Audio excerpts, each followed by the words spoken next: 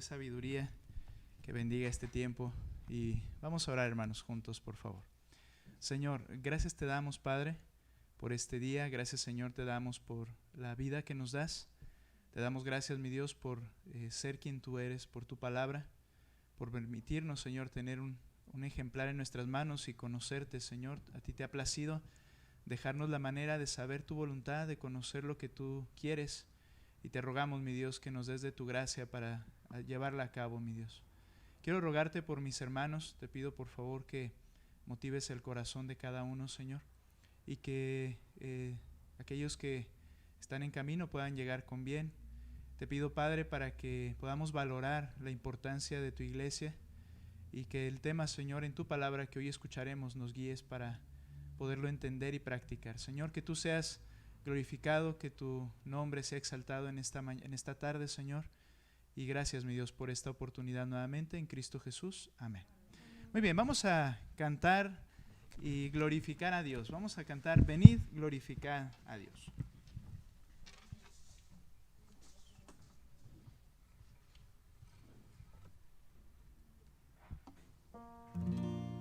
Bien, hermanos. Aunque seamos poquitos, cante con fuerza, ¿de acuerdo? Vamos a cantar fuerte. Cantamos.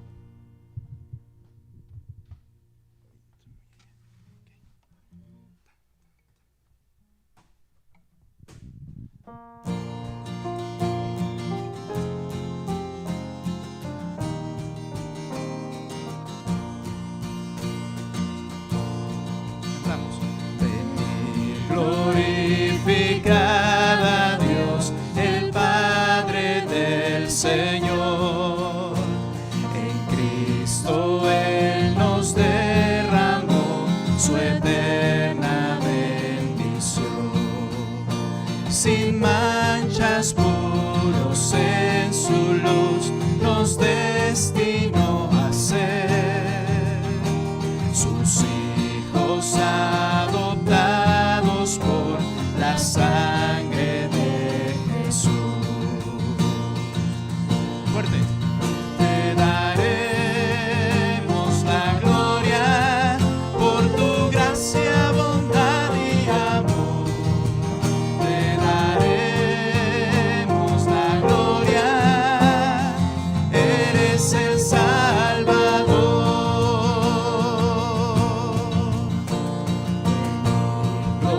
Glorificad a Dios, que en Cristo gracia da. Lavadas nuestras culpas son, tenemos redención. En él Dios ya nos reveló su eterna voluntad, que sea Cristo el Señor, su plan se cumplirá. Te daremos la gloria por tu gracia, bondad y amor. Te daremos la gloria, eres el Salvador. Venid, glorificad a Dios, creyentes del Señor. El sello de su Espíritu por fe tenemos hoy. Él garantiza nuestra fe hasta el día final. Nos uniremos a alabar a nuestro divino Dios. Te daremos la gloria por tu gracia, bondad y amor.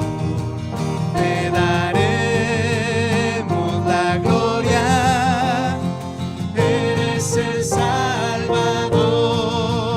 Te daremos la gloria por tu gracia, bondad y amor.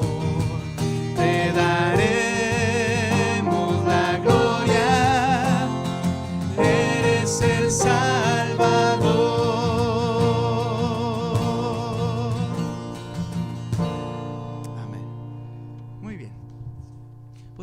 ¿podríamos subir un poquito el volumen de aquí? Porque el piano no se alcanza, no lo alcanzamos ahí. Muy bien, vamos a cantar, hermanos, ahora Él me sostendrá. Una hermosa alabanza también que conocemos, que habla de que no podemos nosotros realmente hacer nada por nosotros mismos, sino es por su gracia, su favor, y que Él cumple sus promesas en nuestras vidas. Vamos a cantar, hermanos, Él me sostendrá.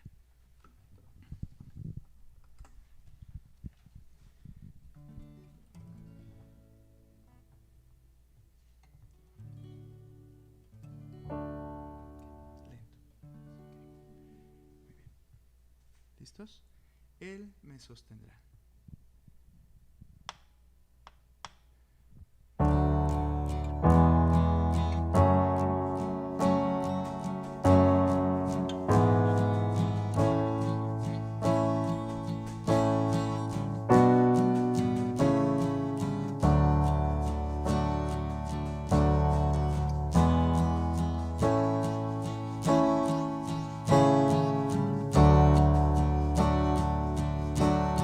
Si mi fe ha de caer, Él me sostendrá.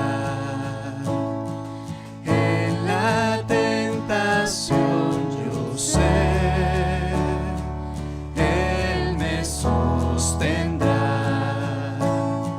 No podría estar de pie en la oscuridad.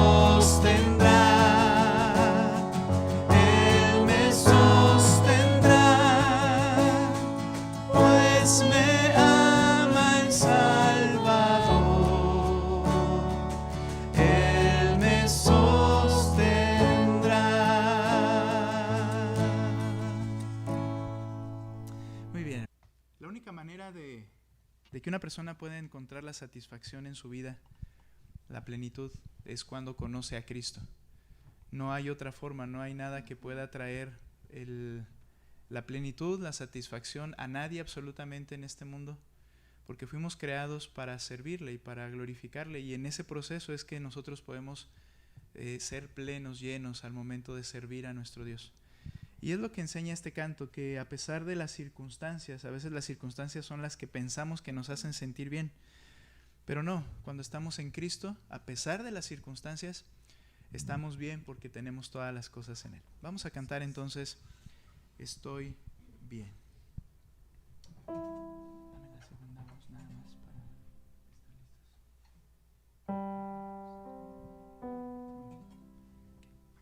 Estoy bien, hermanos.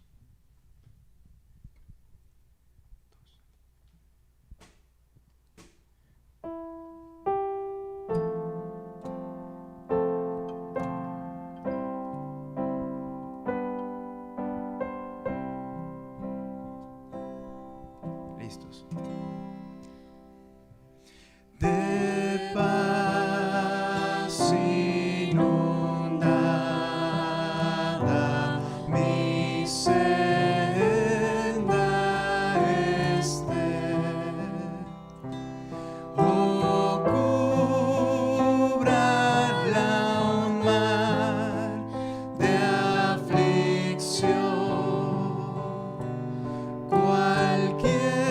Cualquiera que sea mi suerte, diré, estoy bien, tengo paz, gloria a Dios.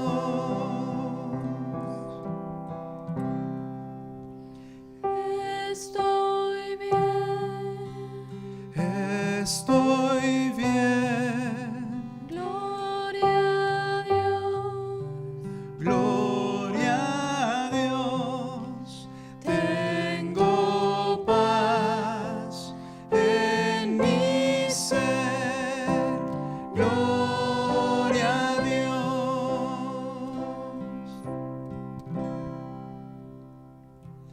Ya venga la prueba o me tiente Satanás,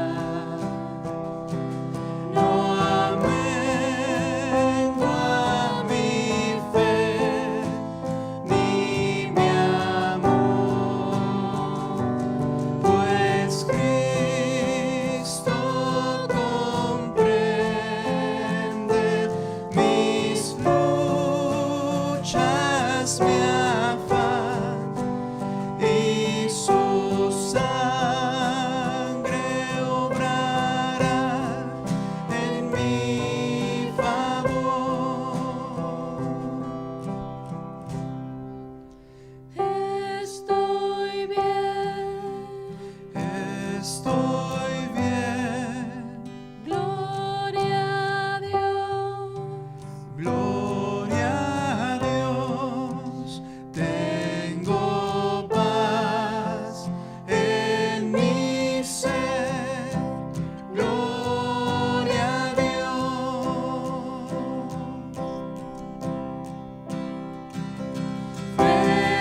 Feliz yo me siento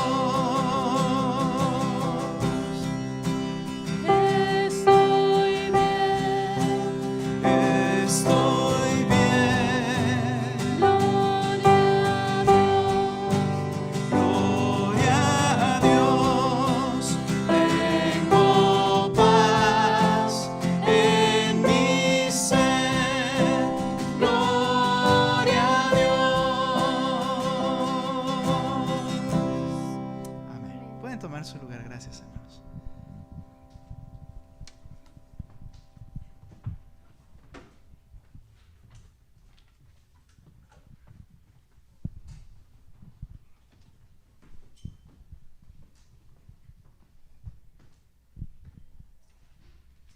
Muy bien, hermanos.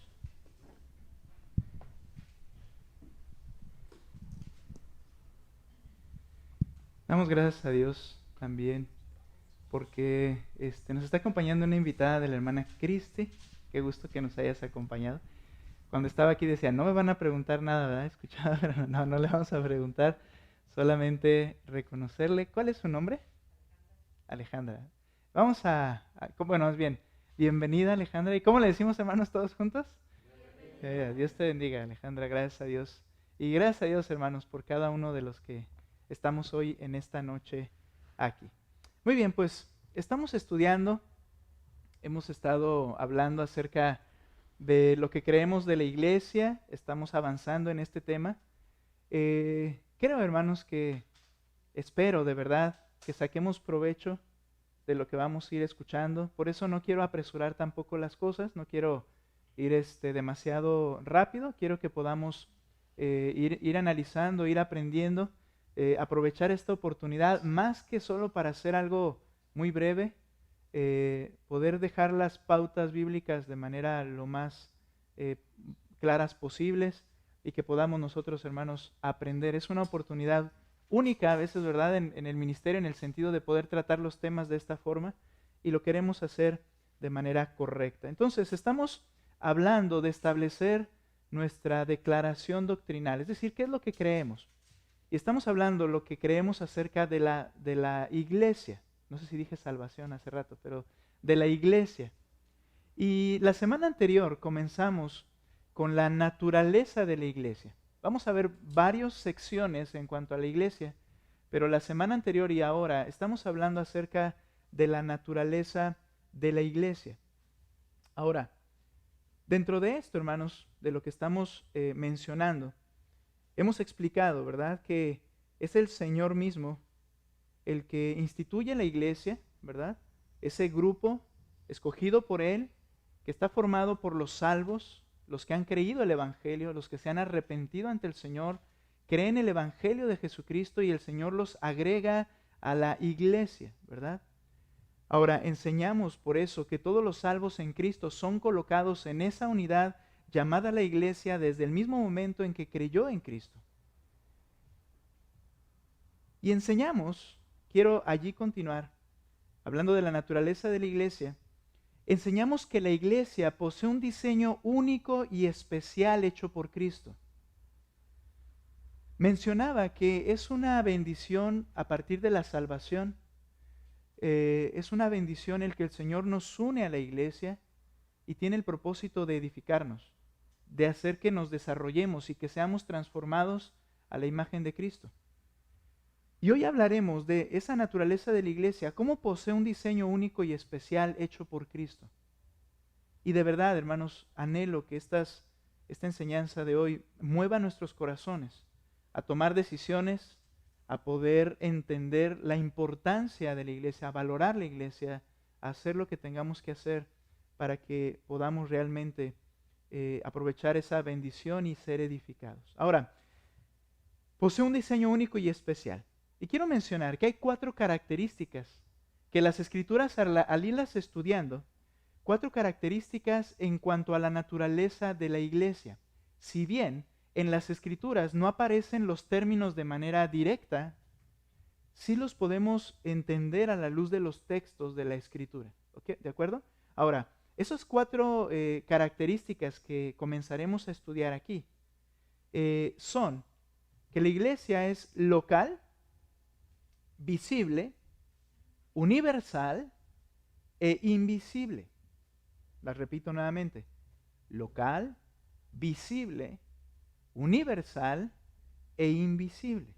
Ahora, ¿a qué nos referimos con esto? Tenemos que definir estos términos porque, como les digo, no aparece literalmente cada una de estas palabras en la Biblia, pero sí los enseña la Escritura. Ahora, cuando nos referimos a la característica, voy a unir aquí en primer lugar, 2 términos, aunque no los estudiaremos en este orden. la característica local y visible está relacionado con el aspecto humano y físico. Es decir, cómo nosotros los creyentes nos relacionamos con la iglesia, local, visible, y lo que podemos ver en cuanto a lo que la iglesia es. Estos aspectos están ligados y los trataremos más profundamente en otro tema. Un poco más a fondo los trataremos en el tema llamado membresía de la iglesia. Porque es necesario clarificar esto, hermanos. Se tiene a la iglesia, de alguna manera, sobre todo por el cristianismo tradicional, o cuando ya tenemos cierto tiempo, lo que me puedo dar cuenta es que se tiene a la iglesia como una opción en la vida de muchos cristianos. Como algo que está alrededor y que yo decido, cuando puedo, meterlo dentro de mis planes, pero no como algo prioritario. Es decir, el aspecto de ser miembro de una iglesia, simplemente considerado por muchos, es el hecho de asistir y que me dejen entrar cuando yo quiera ir. Y no es eso. Y vamos a estudiar a profundidad el tema de membresía de la iglesia más adelante, no en este momento, pero está ligado con ello. Cuando hablamos de la iglesia como local y visible, es lo que los creyentes, la manera en que nos relacionamos con la iglesia y lo que percibimos o cómo vemos nosotros la iglesia. Ahora, el aspecto universal e invisible se relaciona en cómo Dios ve la iglesia, o lo que solo Él puede ver de la iglesia, que nosotros no podemos, pero Dios lo puede ver de esa manera, ¿de acuerdo? Esa iglesia que Él mismo está edificando, Él la ve, y la manera en que Él la ve es en estos términos, universal e invisible, ¿ok? Lo voy a ir explicando conforme vamos marchando. Ahora, dos términos que los puse separados en las afirmaciones anteriores. Hablaremos en primer lugar del aspecto local y universal de la iglesia de Cristo. Hablaremos primero del aspecto local y el aspecto universal de la iglesia de Cristo. Cuando en las escrituras hablan de la iglesia, usan el término de iglesia de Cristo, lo hacen refiriéndose a ella de la siguiente manera. Acompáñame por favor primero a Hebreos capítulo 12, verso 23. Saben que he estado leyendo una versión un poquito distinta con la intención de que comparen con lo que tienen en sus manos. Entonces, a más de que se me confundan, traten de seguir las ideas y las palabras en el pasaje que voy a ir leyendo. Pero vean por favor Hebreos capítulo 12, versículo 23. Hebreos 12, 23. Bien. Se refiere a ella de esta manera. Déjenme llegar ahí. Lo leímos la semana pasada y dice el 12:23. A la asamblea, y ese término es iglesia, a la asamblea general, a la iglesia de los primogénitos que están inscritos en los cielos, y a Dios, el juez de todos, y a los espíritus de los justos hechos ya perfectos. Cuando está hablando aquí el escritor de Hebreos, está diciendo que cuando has creído en Cristo, te has acercado y, por decirlo así, afiliado a la iglesia. ¿Y qué comprende la iglesia? Dice aquí en este pasaje, la asamblea general, la iglesia de los primogénitos que están inscritos en los cielos, se refiere a todos los creyentes en el Evangelio. Dice la Escritura que todo el que ha creído el Evangelio, su nombre está escrito en los cielos. Es decir, como una garantía y testimonio de que la salvación que el Señor le otorga no se pierde. Y luego dice aquí, a Dios el juez de todos, a los espíritus de los justos hechos ya perfectos. En este término se refiere a todos los creyentes del Evangelio a lo largo de todos los tiempos. Los que viven ahora y los que ya murieron. Entonces, el término iglesia es utilizado de esta manera. ¿A qué se refiere? Es la idea universal de la iglesia. Dios, por supuesto, que Él puede ver a todo ese grupo de un solo golpe, por decirlo así. Nosotros es imposible. Porque incluye a todos los que han creído en toda la tierra, que estén vivos ahora y que yo, por supuesto, no los puedo percibir, y a los que incluso ya murieron y que están ya hechos perfectos. entonces por eso mencionaba que al hablar de universal es como Dios ve la iglesia. Él ve a todos de un golpe, todos sus elegidos. Él los puede ver, todos los creyentes o todos los salvos, el término que usted desee utilizar. Pero también la Escritura usa el mismo término iglesia para aplicarlo a un grupo de creyentes en un sitio en particular. Y los creyentes de todo lugar al mismo tiempo. Note por favor, 1 Corintios capítulo 1, verso 2. Esto nos muestra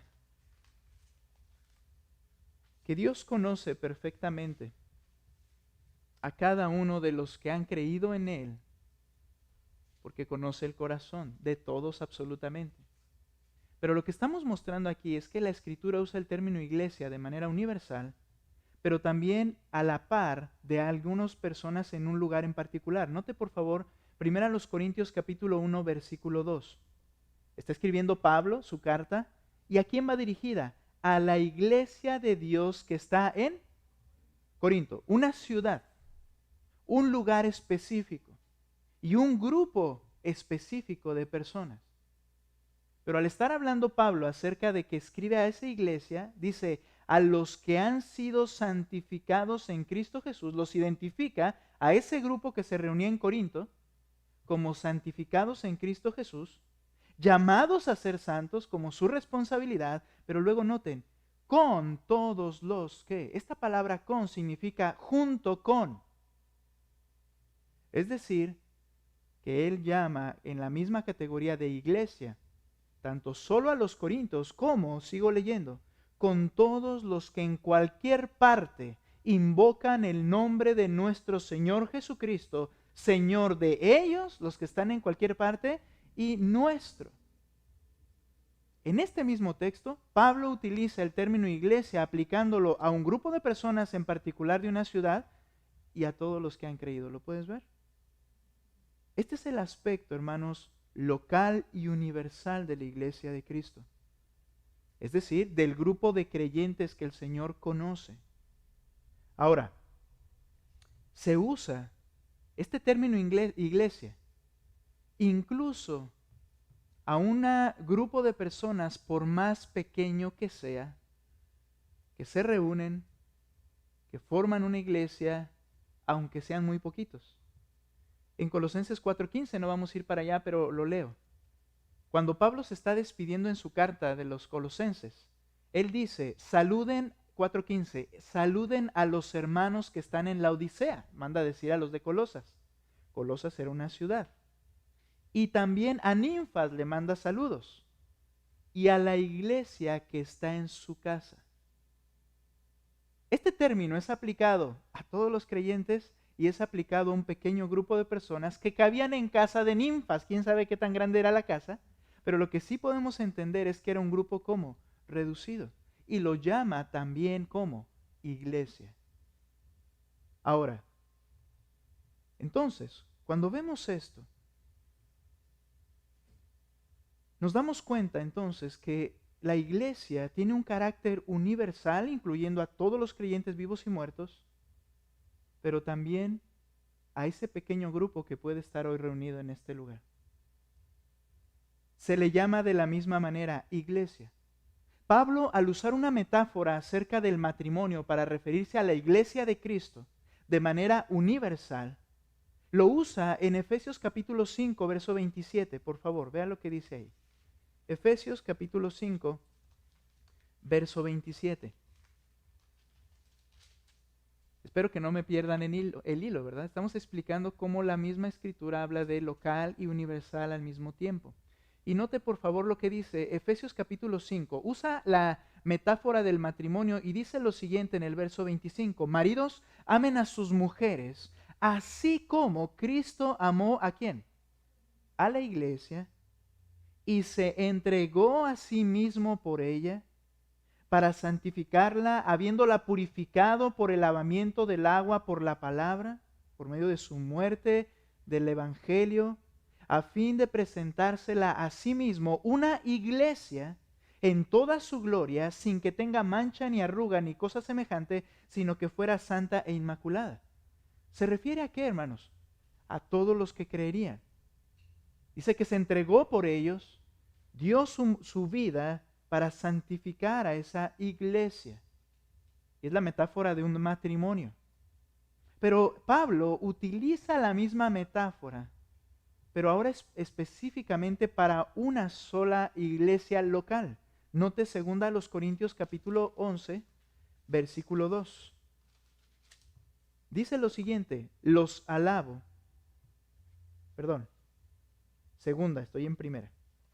2 Corintios capítulo 11. Ahora sí. Verso 2. ¿Listos? ¿Pueden leerlo ustedes con fuerza, por favor? Los que estamos, dice.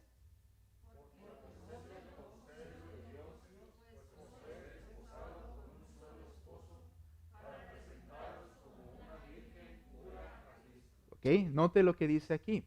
Lo mismo, ¿verdad? Pero porque celoso estoy de ustedes con celo de Dios. Pues los desposé a un esposo. ¿Quién es ese esposo? Cristo. Dice, para presentarlos, le habla a esa iglesia en particular, como virgen pura a Cristo. Le está diciendo a un grupo reducido de personas: ustedes son la esposa de Cristo y yo los presenté con Cristo. Más o menos la idea es como que Pablo es el que llevó a cabo la unión allí, ¿verdad? Pero ¿qué es lo que está enseñando? Dice, los presenté con Cristo para que fueran como una virgen, dice aquí, pura a Cristo. La misma metáfora de Efesios, pero en Efesios se refiere de manera universal. Y en este pasaje se refiere a la iglesia de Corinto. Ahora, una mala interpretación, ¿cuál sería? Bueno, aquí ya vemos, Pablo dice que esa Corinto, esa es la esposa. La iglesia de Corinto es la que se casó con Cristo. Y luego las demás. Esto ha llevado a algunos a hablar que, por ejemplo, una denominación en particular son los que son la verdadera esposa de Cristo, rechazando y no entendiendo que el término de iglesia se utiliza de una manera universal y local. Ahora, al ver este ejemplo, ¿qué debemos llegar o a qué conclusión debemos llegar? La iglesia por naturaleza es universal, ya que incluye a todos los creyentes en el Evangelio, vivos o muertos, pero, esto es lo que hay que entender, encuentra su expresión real y absoluta en la iglesia local. Esta es la iglesia de Cristo, por más pequeños o grandes que seamos, por la que Cristo dio su vida, porque somos nosotros la representación, la expresión real de la iglesia de Cristo. Cada iglesia local debe entonces ser la representación exacta de lo que la iglesia es en su conjunto. ¿Qué quiere decir esto? Demostrar santidad, obediencia, unidad, servicio unos a otros y el propósito para el cual fue creada la iglesia. Tenemos esa responsabilidad. Millard Erickson dice lo siguiente: deberíamos señalar que la congregación individual o el grupo de creyentes en un lugar específico nunca se considera como una parte o componente de la iglesia en su totalidad. Es decir, no podemos decir, esta es una pequeña pieza de la iglesia de Cristo.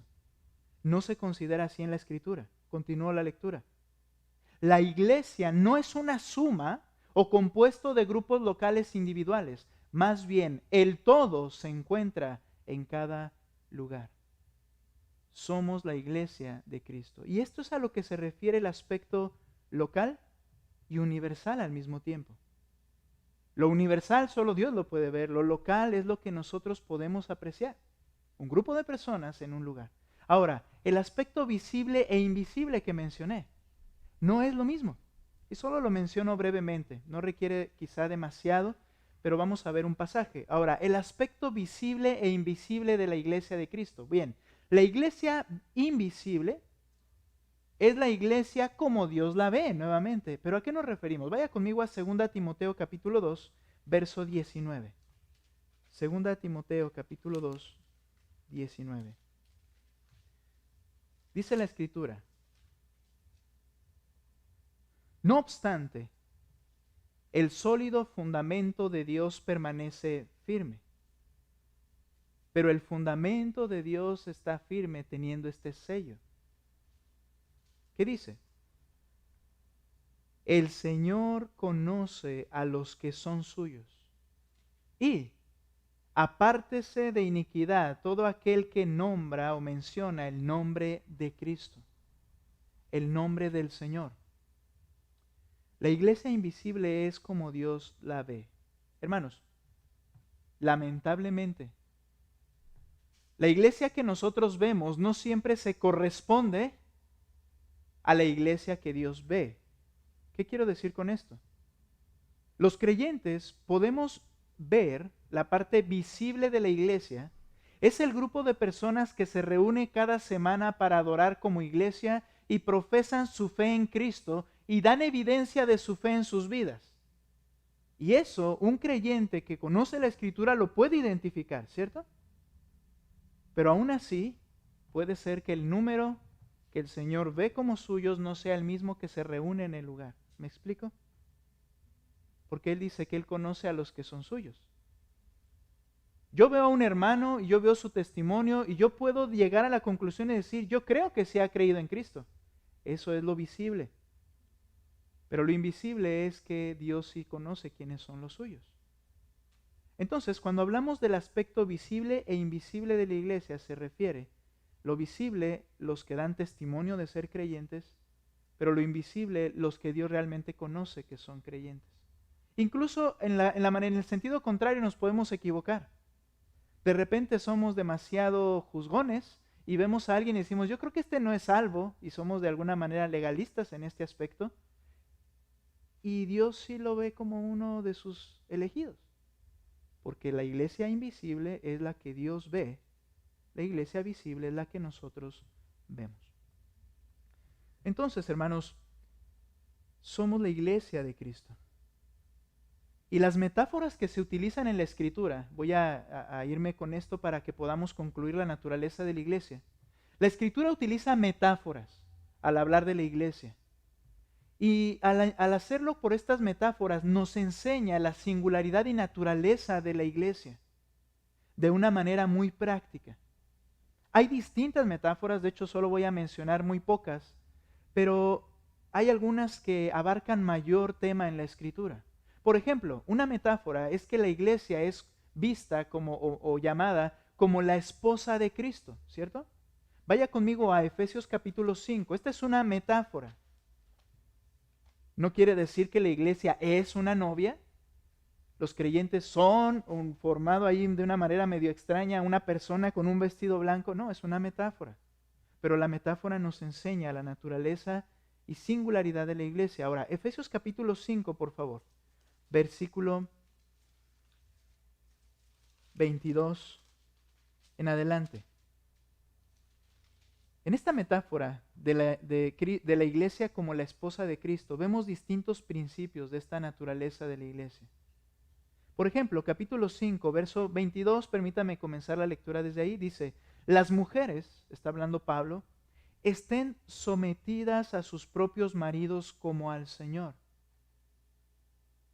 Porque el marido es cabeza de la mujer, así como, ahí está la metáfora, así como Cristo es cabeza de la iglesia, siendo Él mismo el Salvador del cuerpo. Pero así como la iglesia está sujeta a Cristo, también las mujeres deben estarlo a sus maridos en todo. Ahora, en esta metáfora nos enseña varias cosas. Una de ellas, el amor de Cristo por la iglesia. ¿Qué dice el 23? Porque el marido es cabeza de la mujer, así como Cristo es cabeza de la iglesia, siendo Él mismo el Salvador del cuerpo. Y otra metáfora entra allí, ¿verdad? Pero vemos el amor de Cristo por ella, ¿cómo? Salvándola, sacrificándose por ella, dando su propia vida para purificar a esa iglesia que son ese grupo de personas que creerán el Evangelio, dando su vida, derramando su sangre para perdón de sus pecados. Dice que Él es su Salvador. ¿Qué más nos enseña esta metáfora? Nos enseña cómo Cristo y su amor la cuida y la sustenta de manera permanente. Versículo 29. porque nadie aborreció jamás su propio cuerpo, sino que lo sustenta y lo cuida. Esto se refiere a que el esposo debe cuidar a su esposa como a su propio cuerpo, que debe servirla, amarla, guardarla, proveerle, porque es una unión inseparable. Y cuando yo amo a mi esposo o amo a mi esposa y la sirvo, estoy sirviéndome y amándome también, porque somos una sola carne. Bien, al estar hablando de esto, dice entonces acerca de Cristo con la iglesia, así como también Cristo a su iglesia. ¿Qué quiere decir esto? Que Cristo sustenta y cuida permanentemente, por favor entendamos, a esta iglesia. Permanentemente Él es el que está vigilando, cuidando y proveyendo. Es el amor de Cristo por la iglesia, manifestada en esta analogía también, en esta metáfora. Ahora, la iglesia por su parte, ¿qué debe aprender de esto? Bueno, que debe obedecer a Cristo y servirle como su máxima autoridad. Empezamos leyendo que el marido es cabeza de la mujer y luego dice, así como Cristo es cabeza de la iglesia. Y luego dice en el verso 24, pero así como la iglesia está sujeta a Cristo, ¿qué quiere decir esto? La iglesia se somete a la autoridad de Cristo. Le obedece, le sirve.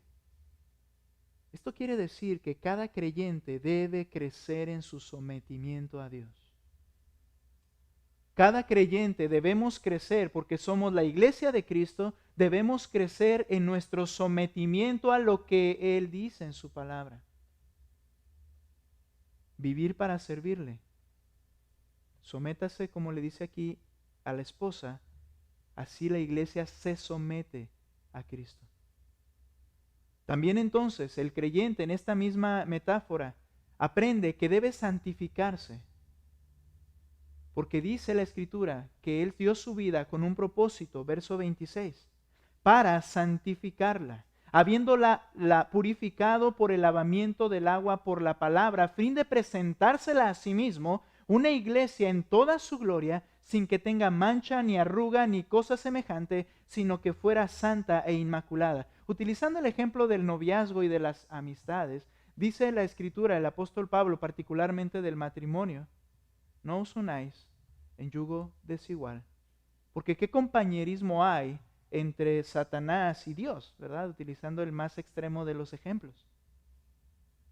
Hablando de eso, Cristo se unió con esa esposa, habiéndola previamente, ¿qué? Santificado. Él no se unió en yugo desigual. Cada creyente al momento de escuchar el Evangelio, su pecado es perdonado.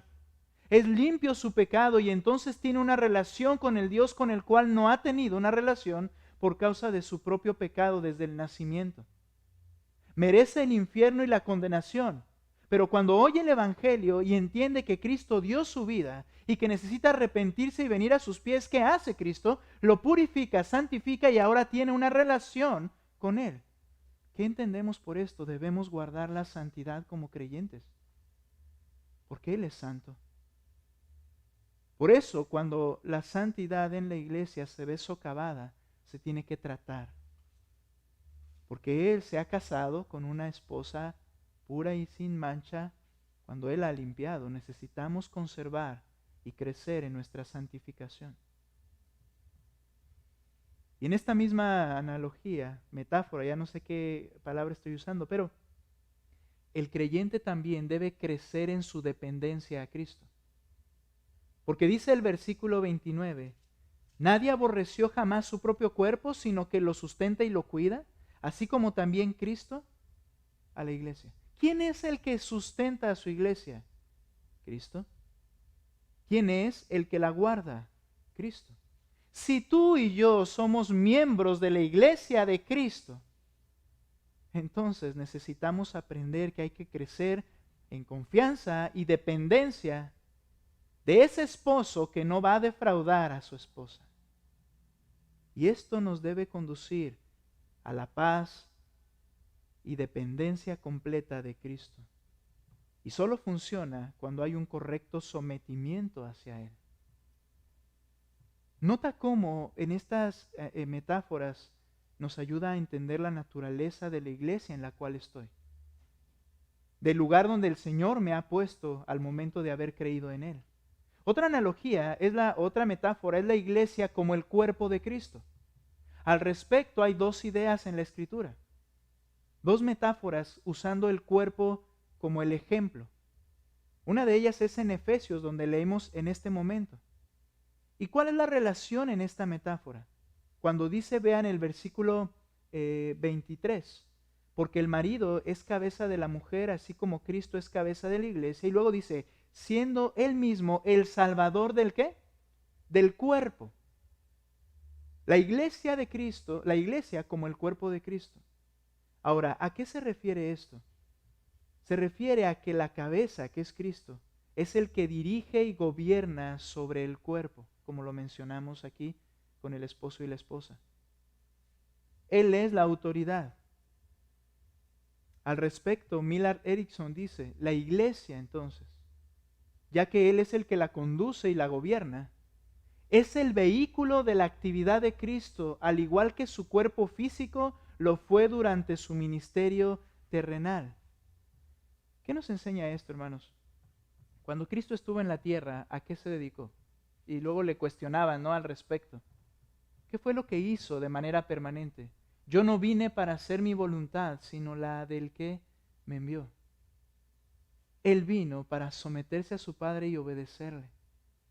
Y en esta metáfora, cuando la Escritura dice que somos el cuerpo, la iglesia es el cuerpo, implica que de la misma manera en que Cristo, estando en la tierra, cumplió su voluntad, la voluntad del Padre, la iglesia es el vehículo para cumplir esa voluntad ahora.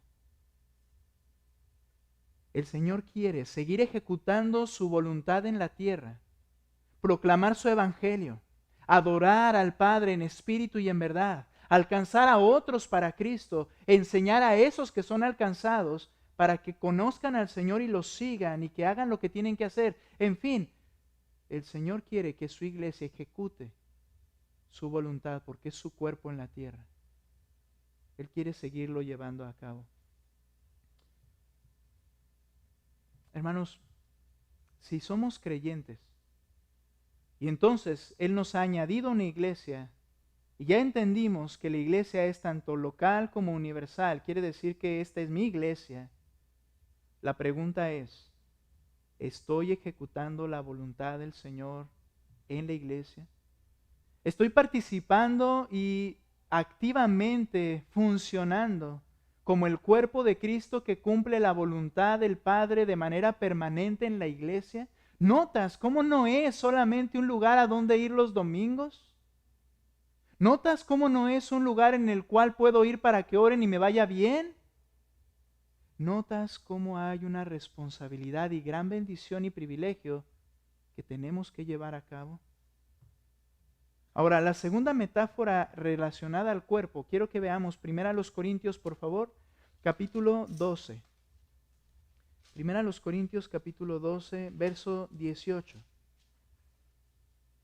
Voy a tocar solo unos textos, pero todo el capítulo 12 habla de la iglesia de Cristo como ese cuerpo. Ahora, nota por favor, 1 Corintios 12, 18 al 20, voy a leer en primer lugar. ¿Sí? Fíjate aquí la metáfora del cuerpo, pero en otro sentido. En el otro era autoridad y quien dirige. Perdón, la autoridad que dirige al cuerpo para hacer la voluntad en la tierra. Pero en esta analogía, nota lo que dice el 18. Ahora bien, Dios ha colocado a cada uno de los miembros en el cuerpo según le agradó. Y si todos fueran un solo miembro, ¿qué sería del cuerpo? Sin embargo, hay muchos miembros, pero es uno solo el cuerpo. Nos enseña esta metáfora las funciones de cada miembro de la iglesia. Dios coloca a los miembros necesarios para que la iglesia cumpla sus propósitos. Entonces, si creemos lo que la Escritura dice y creemos que no es casualidad que yo formo parte de un cuerpo local llamado iglesia y un cuerpo universal que es el mismo, la iglesia, pero al formar parte en un cuerpo local, debo entender que tengo una labor que llevar a cabo en ese cuerpo. Entonces el creyente debe entender, aceptar su identidad y hacer uso de los dones que Dios le dio para que el cuerpo funcione apropiadamente. Mira, utilizando el ejemplo del cuerpo, el apóstol, siga usted leyendo después, pero el apóstol dice, no puede la mano, ¿verdad? O el ojo o una parte del cuerpo decir, porque yo no soy ojo, no soy del cuerpo. Es decir, yo quisiera ser ese que hace esa actividad. Dice el Señor puso a cada uno de los miembros como Él quiso y los que son necesarios. Pero es que yo en la iglesia yo quisiera hacer, pero es que el Señor te puso con una función. Y esto hace que te identifiques y entiendas que el Dios perfecto te puso con un propósito en esta iglesia. Entiendas tu identidad. El Señor es sabio. El creyente debe aceptar su identidad, pero también hacer uso de los dones que Dios le dio. Pregúntate, por favor, ¿cómo estás ejerciendo tus talentos, dones, habilidades y todo lo que el Señor te ha dotado para el funcionamiento de la iglesia? ¿O solamente algunos lo tienen que llevar a cabo? ¿Sabe? Me preocupa, hermanos, con todo amor se los digo y se los digo a mi iglesia. Me preocupa que los medios tecnológicos se conviertan en un tropiezo para muchos. Porque ahora ya no es necesario ir. Porque ahora puedo evitar ir. ¿Y tu función? Y el sabio Dios que te puso en una iglesia para que lleves a cabo una labor en particular, ¿se equivocó? ¿Qué estás haciendo con tu vida? Él te añadió a un cuerpo para que lleves a cabo tus funciones. Es que no tengo ningún talento, claro que sí. Respiras, te mueves, piensas, tienes 2 manos, 2 pies y cualquier otro elemento que el Señor te da para vivir, son talentos naturales que puedes poner al servicio del Señor y que debes hacerlo. Y claro que hay dones particulares, específicos en algunas áreas. Tienes que descubrirlos y ponerlos a funcionar para la iglesia, porque es un cuerpo. Ahora, verso 21, por favor vea lo que dice. Y el ojo no puede decirle a la mano, no te necesito. Ni tampoco la cabeza a los pies, no los necesito. Quiero que notes algo. ¿Te das cuenta cómo esta metáfora es distinta a la anterior? Porque si la queremos equiparar y decir, es que es la misma metáfora. Dice, y la cabeza le dice a lo demás, no te necesito. Entonces es Cristo la cabeza que le está diciendo. No, en esta metáfora la idea es los miembros y sus funciones. Aquí no aparece Cristo como la cabeza en ese sentido. Y entonces lo que está diciendo este texto, no puede decirle el ojo a la mano, no te necesito, ni tampoco la cabeza a los pies, no los necesito. No puede hacerlo. Esto nos enseña a los creyentes que debemos valorar a cada uno de nuestros hermanos, porque Dios los puso en el cuerpo sabiamente. Y entonces nosotros debemos valorar a los hermanos los talentos dados a los demás, ya que todos somos necesarios y somos bendecidos por los demás. El Señor puso a cada uno, y por mencionar simplemente nombres, Él puso al hermano Ernesto en este lugar y le ha dotado lo que necesita la iglesia para que Él lo ponga al servicio de la iglesia. Sí, el hermano Ernesto, y perdón por usarlo de ejemplo, pero si el hermano Ernesto se retrae y simplemente no usa lo que Dios le ha dado para servir a la iglesia, está desobedeciendo y no está entendiendo la función que tiene en el cuerpo de Cristo. ¿En qué estás usando tus talentos, tu vida, lo que Dios te ha dado? También dice en el versículo 25, mire un poquito más adelante, a fin, propósito, de que en el cuerpo no haya división, sino que los miembros tengan el mismo cuidado unos por otros. Si un miembro sufre, todos los miembros sufren con él, y si un miembro es honrado, todos los miembros se regocijan con él. Esto nos enseña que así como en un cuerpo no está partido en 2, ni en 3, ni en 4, si no se dejaría de ser un cuerpo, Debemos conservar la unidad en la iglesia y debemos crecer en la unidad.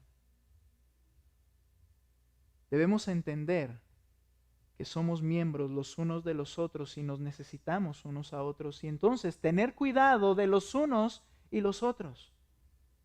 Cuando el creyente de nuestra iglesia está en dificultades, está en necesidades, está en frialdad, está en pecado, debemos ayudarle y restaurarle, no ignorarlo. Ni pedir que venga una cirugía y una amputación de ese miembro. Cuando dice que un miembro se duele, no solo se refiere a que está pasándola mal, en el sentido de que necesita ayuda en alguna necesidad en particular.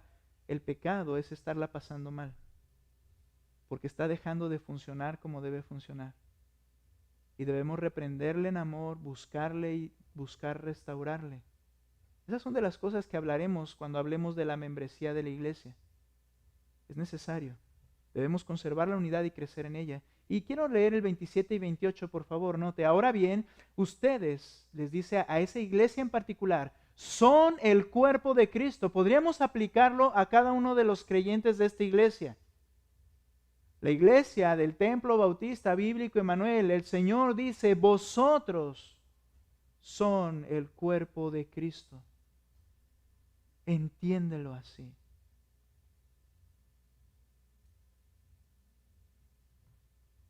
Vamos a tener una actividad de predicación el 14 de febrero para que alguien más escuche el Evangelio, como ha sido los años pasados. Entiende que eres parte de este mismo cuerpo. Sirve a este cuerpo, porque sólo así puedes estar sirviendo a tu iglesia, a tu Señor de manera correcta. Dice el pasaje, sigo leyendo, y cada uno individualmente un miembro de ese cuerpo. 28. Y en la iglesia, Dios ha designado primeramente apóstoles, ya no hay. En segundo lugar, profetas, se terminaron. En tercer lugar, maestros, esos sí siguen funcionando en la iglesia. Luego, milagros, ya no son necesarios. Después, dones de sanidades, terminaron. El que ayuda, el que administra y diversas clases de lenguas que ya no están en funcionamiento, y pone las lenguas hasta el final con una intención. Y luego dice en el 29, ¿acaso todos son apóstoles? ¿Acaso todos son profetas? ¿Acaso todos son maestros? En ese momento en la iglesia estaban en funcionamiento esos dones. Pero lo que está explicando el apóstol es que el Señor ha dado distintas cosas conforme necesita la iglesia para ser edificados. Y aquí habla en particular de que Dios ha otorgado a la iglesia hombres escogidos, con el propósito de que esos hombres escogidos, llamados maestros o pastores en otra sección de la Escritura, puedan ellos edificar, equipar a los creyentes para la vida cristiana fiel. Y Dios otorga cualidades también especiales a cada creyente en ese cuerpo. Hay dones como son los de la predicación y enseñanza, que son dados particularmente en la iglesia para edificación de la iglesia, pero también habla de ayudar y administrar. Y yo debo de aceptar y debo de servir con los dones que el Señor me ha dado, porque Dios te ha dado a ti dones. Termino con esto. Hay múltiples metáforas de las cuales podemos aprender lo que es la iglesia y sus propósitos. Por ejemplo, habla de las ramas de la vid. Yo soy la vid, vosotros los pámpanos. ¿Y esto a qué se refiere? Tenemos que aprender que dependemos de Él por completo y que descansamos de Él y que separados de Él nada podremos hacer. También habla de que la iglesia es su pueblo y esto nos enseña que pertenecemos al Señor y que debemos obedecerle cuando nos llama como un pueblo. También la Escritura llama a la iglesia como la familia de Dios. Y eso nos enseña a los creyentes que debemos tener unidad, amor y cuidado unos por los otros. También asemeja a la iglesia a sacerdotes, que eran los encargados en el Antiguo Testamento de la adoración, alabanza y obediencia de sus mandatos. El templo del Espíritu es la iglesia, dice la Escritura. Y eso nos enseña, hermanos, que si somos el templo del Espíritu Santo, debemos de estar en santidad, que Él es el que nos da poder y que la iglesia tiene su autoridad del que la habita, que es el Espíritu Santo y Cristo mismo. También se refiere a la iglesia como un campo. Y esto nos enseña la necesidad de estar dando fruto de manera permanente. Y otra metáfora, el edificio, como una construcción. Y nos enseña que requerimos edificarnos unos a otros. Y podríamos ver muchas cosas y muy profundas de cada una de las metáforas. Pero vamos a detenernos ahí. Y entender que conocer lo que la iglesia significa y sus propósitos nos debe conducir a comprender lo indispensable que es formar parte activa de la iglesia local, porque es la misma iglesia del Señor, la esposa de Cristo. Debo formar parte activa en la iglesia. Y también lo necesario que es mi aportación, mi servicio para la edificación de cada creyente y para edificar a otros. ¿Sabes? A veces llega el pensar de que me gustaría estar en una iglesia que tuviese, piensa tú lo que se te ocurra, ¿no? Más gente, más actividades, más divisiones, un edificio más grande o cuestiones así. Pero sabes, cuando tenemos ese pensamiento es que no estamos pensando en que yo soy el que debe servir a los demás, sino a ver qué me ofrecen a mí. Debes entender que tú debes ser una bendición y edificar a otros usando tu vida en tu iglesia. Y recordar que es una bendición más de la salvación. Termino con unas preguntas que quiero que medites, hermano. ¿Cómo valoras tu iglesia? Estos 20 o 30. ¿Cómo valoras tu iglesia? ¿De qué manera estás cumpliendo tu función dentro de tu iglesia? ¿Qué te enseñan estas metáforas en cuanto a lo que la iglesia produce en ti? ¿Y qué te enseña en cuanto a lo que ahora debes hacer para tu iglesia? Como yo les mencioné al principio, espero que esto sea una campanada en nuestras mentes y que realmente entendamos lo vital, lo primordial, que es la iglesia para un creyente. Dios la diseñó para edificarte y edificar al pueblo del Señor. ¿Cómo estás con tu iglesia? Cierro con algo breve. He escuchado que a veces hay una cierta, y lo entiendo porque somos humanos, y me pongo a pensar, antes de decirlo, me pongo a pensar en decir, es que yo soy el pastor y yo estoy predicando y este es mi trabajo de manera permanente. ¿Estoy exagerando? Porque hay quienes se sienten agobiados por demasiadas enseñanzas. ¿Está siendo demasiado? Al ver estos textos, creo que la iglesia representa lo mismo para mí que lo que debiera representar para ti. Lo mismo. El Señor te salvó para unirte a su iglesia. Y quizá, hermanos, estando en nuestra carne, yo lo sé, nos sentimos agobiados porque no entiendo la posición que la iglesia debe tener en mi vida delante de mi Señor. Espero que podamos ser exhortados en esta noche. Vamos a hacer una oración, por favor. Señor, la iglesia no es una religión, lo entendemos. La iglesia no es solamente un lugar en donde yo puedo ir y pasar un rato porque simplemente quiero sentirme bien conmigo mismo y de alguna manera buscar a Dios.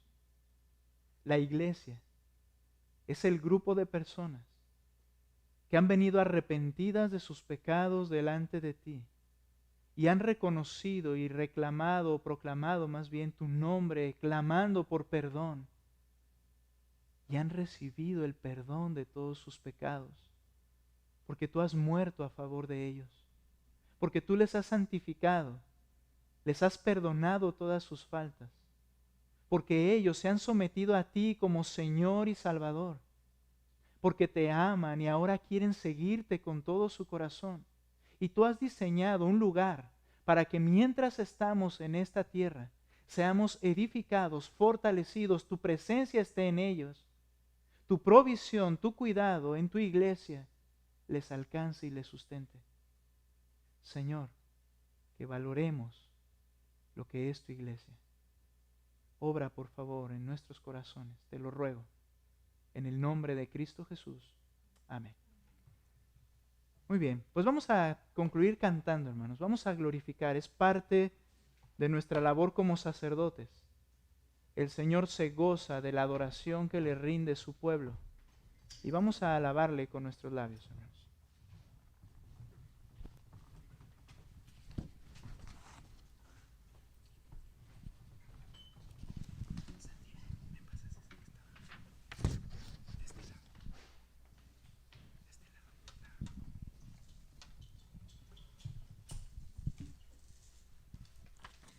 Vamos a despedirnos cantando, hermanos, ante el trono celestial.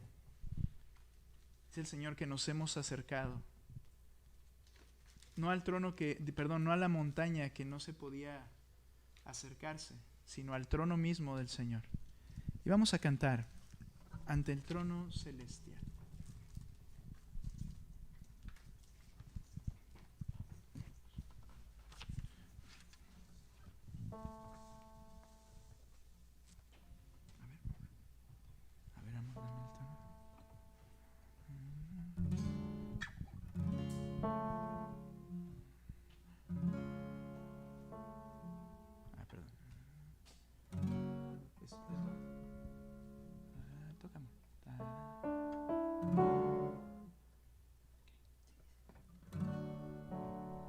Muy bien, es más fácil para cantar aquí.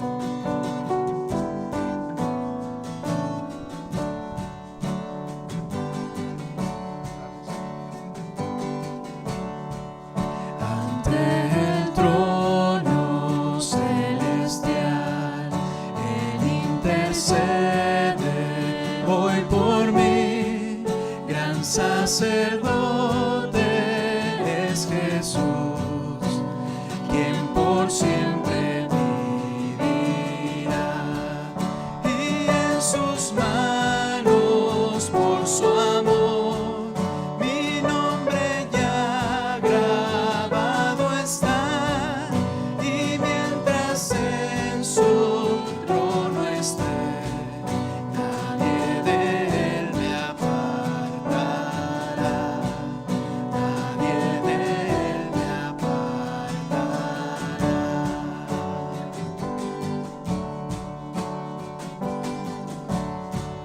Cuando he caído en tentación y al sentir condenación,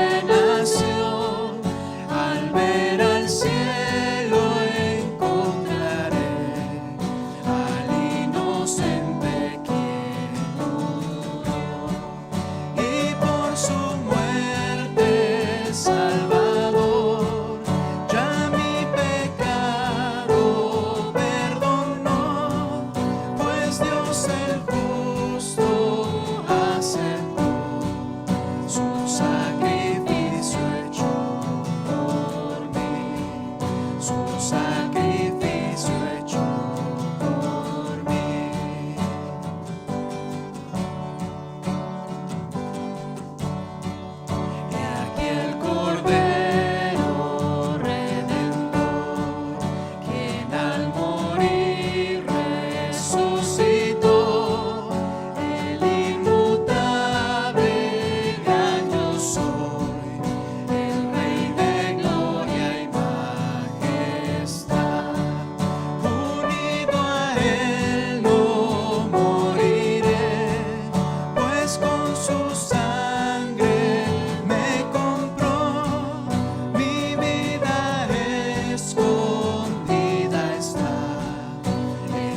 Cristo Dios mi Salvador,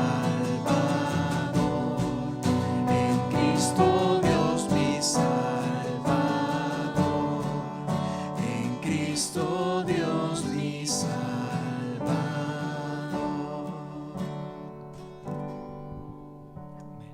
Hermanos, Dios les bendiga. Qué gusto haber visto a cada uno de ustedes. Y estemos orando, por favor, por las personas que se mencionaron para la próxima reunión que tendremos el 14. ¿Sí? Dios les bendiga, hermanos. Estamos despedidos. Despídanse unos de los otros, hermanos. Hasta luego.